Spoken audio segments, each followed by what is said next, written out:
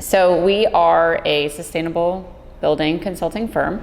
I specialize in green building project management. I work with architects and general contractors and developers to manage the process. My job is to make it easier for the team to design and build and then eventually achieve the certification that they're looking for. When we look at LEED, it's multifaceted. So we're looking at things like sites and location, energy and water use. We're looking at indoor environmental quality, which really deals with kind of my favorite aspect of green building, which is how a building impacts the people.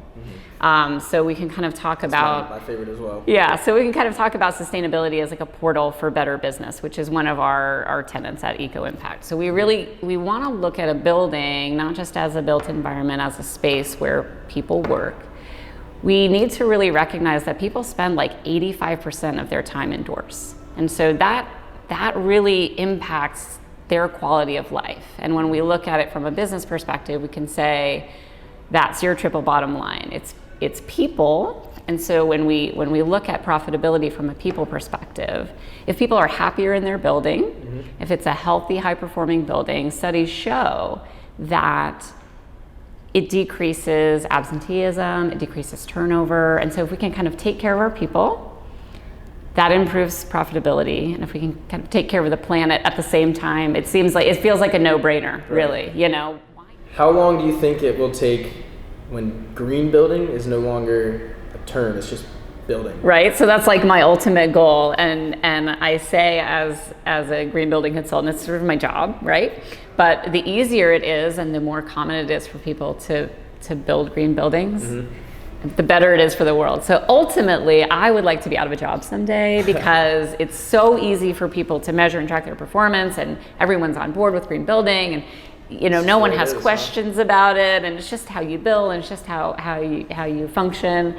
When that happens, I don't know, but I hope someday. We all live and work in buildings. Right, we spend, like I said, we spend 85% of our time indoors. So the building impacts you, but a building can also impact from we kind of look at building from the outside in, and the building can also impact a community from the inside out. So we can look at ways in which we design and build and operate buildings that are actually beneficial to the community in a broader sense. So we can open our buildings to community events.